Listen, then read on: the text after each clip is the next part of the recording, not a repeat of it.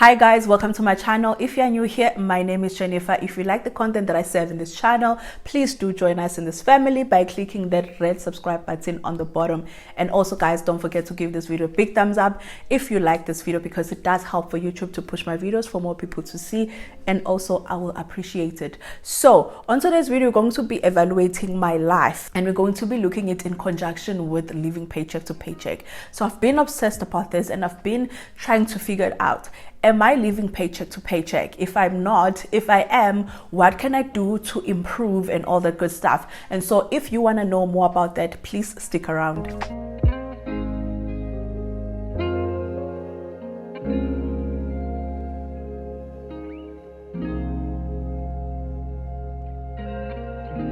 Okay fam, let us get into it. So as I said, today we're going to be evaluating my life. We're going to be looking at, am I living paycheck to paycheck? And if I am, what can I improve? If I'm not, why am I not living paycheck to paycheck? Are there any things that I can do to also improve? And also going to be looking at we're going to be basically roughly evaluating my lifestyle, and also the way that I spend on a month-to-month basis. And so I also have my journal here where I do my budget. And so we're gonna look at some of my budget, and then we will also deliberate on this. I wanted to make this practical because at the end of the day, I'm not a financial expert. I don't have everything all together. I am still working on improving my finances, and I want to take you guys along this journey with me, and that's what I've been doing all along. And so this is no different. I want to do this thing with you so that it can inspire you to also do your lifestyle audits, your financial audits, and kind of figure out if you're living paycheck to paycheck or not. If I do this now, I'll get a full view of, if I were to lose my job, will I be okay? That's basically the point. And so what I wanted to do before we get into my lifestyle audits, I want us to actually understand, what does it mean when they say someone is living paycheck to paycheck? That way it will be easier for me to kind of understand, am I living paycheck to paycheck or not? And also you can also apply this in your life as well. When we go to Google, I went and I searched what is the definition of living paycheck to paycheck, and I pulled out Investopedia because I feel like it's the most trusted site that I can use, especially when it comes to finances. And so what they said, defining what is paycheck to paycheck, what they say is, paycheck to paycheck is an expression describing an individual who would be unable to meet their financial obligations if unemployed. Now, let us meditate on that just a little bit, and I'm going to leave it up here because as we go through my review, we're going to keep going back to that definition to kind of understand if I'm living paycheck to paycheck. Then it goes further to say, those living paycheck to paycheck predominantly devote their salaries to expenses. Living paycheck to paycheck may also mean living with limited or no savings, and refer to people at a greater financial risk if suddenly unemployed than an individual who have amassed a cushion, so who have built a cushion of savings. So that is what it says. I like that last part that says, living paycheck to paycheck may also mean living with limited or no savings, and refer to people at a greater financial risk if suddenly unemployed than individuals who have amassed, basically build a cushion of savings. So I like that. I'm going to leave that definition up here. As I said, as we are going through this video, we're going to keep referring back to this definition to kind of audit my life. And I'm doing this, guys, to also inspire you to do the same thing. Look at your life. That way you can also figure out if there's any way that you need to actually improve. Big question is, according to this definition that we have just read through from Investopedia, am I, Jennifer Zanele Nxumalo, living paycheck to paycheck? According to this definition, an individual who will be unable to meet their financial obligations if unemployed. Now, looking at my salary, majority of it goes toward meeting my monthly obligations. Majority of it. My savings rate currently, my savings rate currently is around 30 something %. which is not even close to, you know, where I would like to be. And so majority of my finances, they go towards meeting my monthly expenses. Looking at the definition and where I am, I do feel like I'm living paycheck to paycheck. Yes, it's not as bad as some people because my savings rate, as I said, it's over 30%, which is something. However, it's not good enough. That's the thing. And not that I'm beating myself down and saying, you know, you should be doing more. The fact of the matter is I can't afford to save anymore. That just goes to show how high my expenses are. Now, I want to look through my budget name and kind of give you a full view of how much my expenses normally are. And it's a nice thing that whenever I'm doing my budget, I write out savings and monthly expenses. That way I always have a total for my expenses in conjunction with my savings. So we're gonna go back. Okay, this month, let's just start with July. In July, my expenses were around 7,028 rands. And my savings were 6,500, which when you look at the difference, it's not that much. So my savings are closely related to my monthly expenses. However, these monthly expenses are not taking into consideration the 2,000, which is my weekly allowance, which forms part of my weekly allowance. So if we were to add that, it would be 7,000 plus 2,000, it would be 9,000. So 9,000 of expenses, basically my living expenses in July. In June, same thing, 7,700. Well, it was more.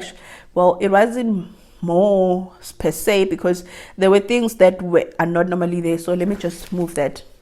There were, you know, one-time occasion things where you have to contribute money for this, for that person, and all the stuff. So for May, my monthly expenses were 6,977. Now, if we then go ahead and add 2,600, that makes it, guys, there's a lot of calculations that I'm going to do here. I'm going to try and not do a lot of calculations, but let's just go in here and see. So if we say 6,970, let me just say, round it off to 2,500 for monthly allocations. So my living expenses are around 9,500. So I'm looking at May and I'm also looking at July. I jumped June because in June there were things that I was contributing towards. When I'm looking at May and July, I'm getting a view that my living expenses are around 9,500,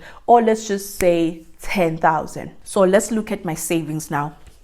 So quick overview of my savings. I already written them down on this notebook because I didn't want to waste your time. So I have savings with Frank, I have savings with Time Bank, I have investment with Alcon Trader, I have savings in Stockfells, and I also have another Stockfell that I have savings in. So on Frank, currently I have around 9,000 something of savings, which we can rough it up to 10,000. Well, there are losses that it's making because of the financial markets currently. So I'll just say plus or minus 10,000 that I have on Frank. On Time Bank, I have plus or minus 30,000. So currently on Time Bank, we have 40,000. But however, that's not all my money. So I wanted to be very practical with this, you guys. So I've been saving with my mother on that, say on Time Bank. And so some of the money is my mother's, but I know that she hasn't been able to save, as much as I have. But when I was just roughing everything up, I think mine is plus or minus 30,000 in Time Bank. And then on Alcon Trader, I have roughly plus or minus 16,000. And then on my Stockfell, I have 10,000. Okay, so on my Stockfell, I have 10,000. Now this Stockfell is umkholiswane. So how umkholiswane work is we rotate. So if it's my turn, they all come together to pay me that lump sum. If it's someone else's turn, we come together and pay that person the lump sum. And so we have started the rotation. So I'm counting 10,000 as money that I know is going to come to me, because every month there's 2,000 that I pay into someone that is getting the money then. And so I'm counting the 10,000 as that is money that I know that is coming to me. And so the last Stockfell is the one, has currently 3,500, exact 3,500, which is not much. So when I added everything up, it's around 69,500. That is the amount of savings that I have under my name. But if I'm being honest, there's also money in easy equities, I think around 2,000, and I didn't put it here. So if we are adding easy equities, I have around 70,000 something, 71,000 something, or 72,000 something, I'm not sure. Yeah, so let's just say we have around 71,000. I have around 71,000. But so that's the money that I have. Now the next question that then comes is, if I were to lose my job now, with this money that I have in my savings and with my living expenses on a monthly basis, remember I said my living expenses are roughly 9,500 per month, ne? And this is not including my bond. I'm not including my bond as yet. And the reason why I'm not including my bond is I'm going to get into that point. When you lose your job, you don't live the same lifestyle that you've been living. So what I'll do is I will cut a lot of things that are no longer necessary, So from that 8,500, I'll cut off MTN. Okay, I will leave that. I'll cut off Rain. I'll cut Netflix, Canva. I'll cut some of my Apple subscriptions. I'll cut my thematic music. I wouldn't be able to help anyone at home because I wouldn't have a job. So that would go. And then I'll also cut transport. So if I'm calculating how much that is, if I were to cut all those things, guys, I hope that my recording doesn't stop because I'm going back and forth here. So let's just calculate how much that would be. So let's say currently my life cover is 270 plus 500 plus 1,160. Water and electricity. Okay, let's just jump that. Let's go to 592. Oh, by the way, when you're looking at MTN, my MTN includes my bill for my data and then my cell phone contract for my sister. I took cell phone contract on her behalf for her phone. However, every month she reimburses me that money, so I never count it as money loss because I know that she pays it back to me every month when she gets paid. And so I just count it there, but then I know that end of the month it comes back to me, so we'll count it name, and then we add 2,000. So it's around 4,500 if I'm canceling all these other things, including water and electricity and rates and levies. So it will be around 4,500, including my weekly allowance. Now, the reason why I didn't include my rates and levies and water and electricity is, if I were to become unemployed, I think the first thing that I would do is I would put this property up for rental. That's the first thing. I'll put it up for rental and then I would move in with my partner. I will put this property up for rent so that there will be people staying here paying rent, and that money can go towards my bond. So that's the thing also, that's a nice thing also about owning property, is that you don't, let's say for instance something were to happen, you don't really have to stress about it. Easily put it up for rental. Now where I bought, it's a very good area such that even when it comes to rentals being available, they get taken very fast. Now with the things that I've done in my property, I know that it wouldn't stay in the market for a very long time. Like within a month, this property would be filled. So if we're canceling water and electricity and that, it brings my living expenses down to around 6,000 something per month. Now that is very good. That means that I can be able to live. So let's also go back to the question whereby we asked, am I living paycheck to paycheck? And the question, and what they were defining there, and I'm going to put back the definition here, is that it's someone who will be at financial risk if they were to lose their job. Now, because I have a plan for the property, I think we'll be fine, because also I have a savings nest of around 70 something thousand. It's not even savings, but it's a conjunction of savings and investments that I know that I can tap into if need be, of around 71,000. When I'm looking at everything and I've done the calculations with you guys, I think I'll be fine. NSFAS also, I have NSFAS net, which is a debt. You don't pay for NSFAS if you're not working.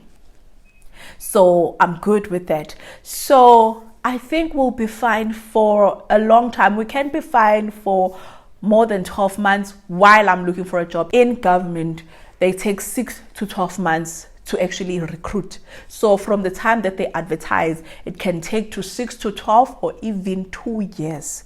And so I know that I would get a job within a year, but I need to be able to understand, if something were to happen in a year, can I be okay?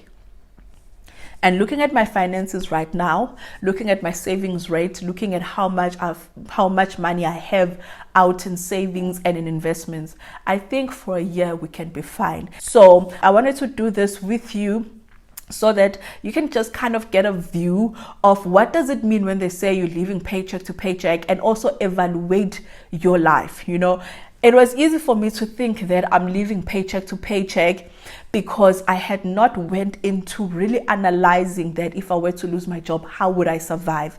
Because I was looking at my savings rates in conjunction with my living expenses. Currently, I can proudly say that I'm not living paycheck to paycheck. If I were to lose my job, I will be okay. And that's because I now fully understand how my finances look. I now fully understand how much I have out in investments and savings. I also have a strategy in mind. So for me, if I'm just being honest, yes, I'll be okay. But I do think that I can do better, I can do better. And so as I'm going through the next months and also the following years, I want to do better. I want to push myself to do better. But also I'm manifesting a promotion in my life because I feel like a promotion will just bump up everything when it comes to my savings rate. Because currently, I can't say I can decrease my living expenses any lower. I can't do that. But however, if I were to get a promotion, it will allow me to bump up my savings rate. I hope that me doing this video kind of gave you an insight about what does it mean to live paycheck to paycheck. So I hope that you guys found value in this video and that you enjoyed it. And if you did enjoy it, please give this video a big thumbs up, as it does help for YouTube to push my videos for more people to see. So with that being said, please take care and stay safe until I see you on the next one. Bye.